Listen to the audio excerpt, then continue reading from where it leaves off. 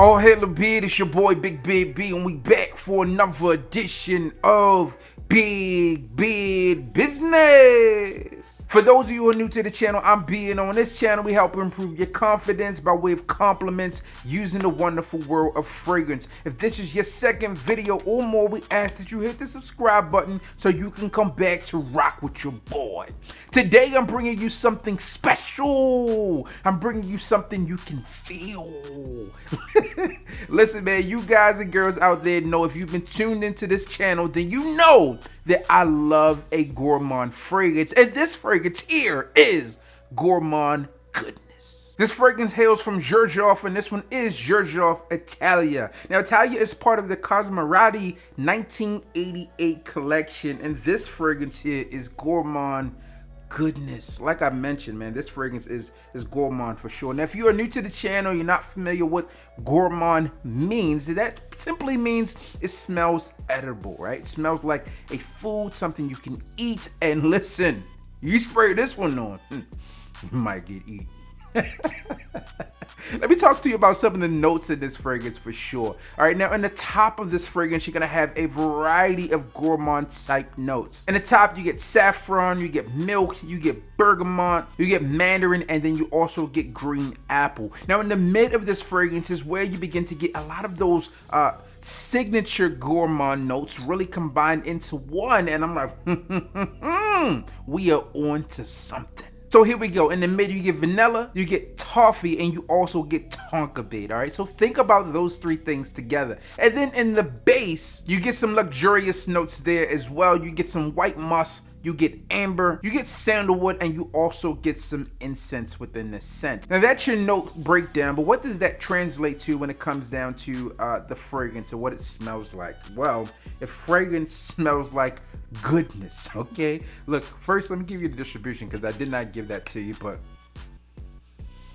now in the top of this fragrance, you have that milk that we talked about, and it's this spicy milk about it, and it has this lactonic quality about it. And obviously with a milk note, you would expect that, but it's very creamy, very vibrant in itself, and that's that milk note, that's that saffron and that bergamot being brought together to bring you something that is just out of this world. Now, when we think of the spice within this fragrance with that saffron, it's not like super spicy, all right? The saffron provides a tinge of spice, a little pinch of spice, but saffron in itself also provides, along with that spice, it provides warmth, right? It also provides subtle sweetness there too. So when you think of saffron within the fragrance, that's what I want you to think of, and think about that milky, creamy being brought in, and then that bergamot and mandarin livening it up a bit, and you get something that is just magnificent. Now, as you transition from the top into the mid of this fragrance is where a lot of those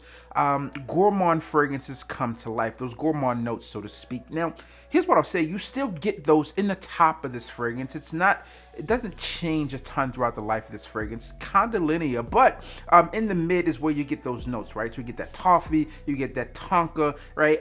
It's there, and you also get that vanilla. Now the vanilla is kind of subtle, it's toned down a bit within this scent. It's not like super lively or present in terms of the vanilla in itself, but that toffee, ooh, it's like a photorealistic toffee that you get in this fragrance mixed in with that tonka bean, and you just want to take a bite out of crime, okay? Listen, this thing is dope. If you are into gourmand fragrances, then this is one that you need in your collection. I'm not sure why you're still watching. You need to click and check it out. This one was actually brought in from my people over at Twisted Lily. You guys know that I get discounts with them, so be sure to check them out. Not only do they have a wide range of Xerjoff fragrances, they also recently brought in Creed. They have Rosia. They have all of your niche fragrance needs available there, and this is one that you need. And as I mentioned, the base of this fragrance doesn't change a ton from the top or the mid of this fragrance, but you do get that amber within this fragrance, which kind of doubled down on that warmth piece there, right? But here's the thing, the incense listed there, I don't get much of the incense, and I think that the incense note, at least in the name, could turn a few people off if you're not into those. A lot of people kind of equate incense with Middle Eastern fragrances, and this one to me just comes off as something that is gourmand, good quality scent. Now, when I talk about quality on this fragrance, like all of Xerjoff fragrances, quality as the top of what you can expect when it comes down to it. Although the fragrances do smell amazing, quality is top tier. That's like the number one priority when it comes down to it. And man, you think of the name, you think of the presentation on this fragrance, right? That gold accents there really show off that regal, royal quality within this scent, and that's exactly what you're going to get. Where should you wear this fragrance? Well, date nights are going to be prime. That cuddle buddy activity, okay? Yeah, you spray this thing on and say, come here, baby. She's like, oh my goodness, you smell good. Or you can spray this thing on a pillow, sweatshirt, anything, leave it at the crib, boom. She'll be thinking about you all day and all night. All right, this fragrance is all right for sure for those situations. Where would you wear this fragrance and what time? All right, so I said you can wear this one on a date. This one is more specifically tailored to fall and winter. That heaviness within this fragrance is maybe not best suited for spring and summer, but hey, if you wanted to do it, go for it, and you would be a little bit different than others. And trust me, she probably has not come across this fragrance. If you're going on a date indoors, again, temperature controlled, wear this one whenever you feel like it, because I think you will be the man and or woman smelling like this scent. This one is a unisex scent to me. This fragrance can be worn by a man or for a woman, and also in those same exact situations. This thing brings you in. Come here. All right, it tings the nostrils in that manner and just brings you in closer and closer. Performance on this fragrance, it's not like great, right? But it's not bad at all.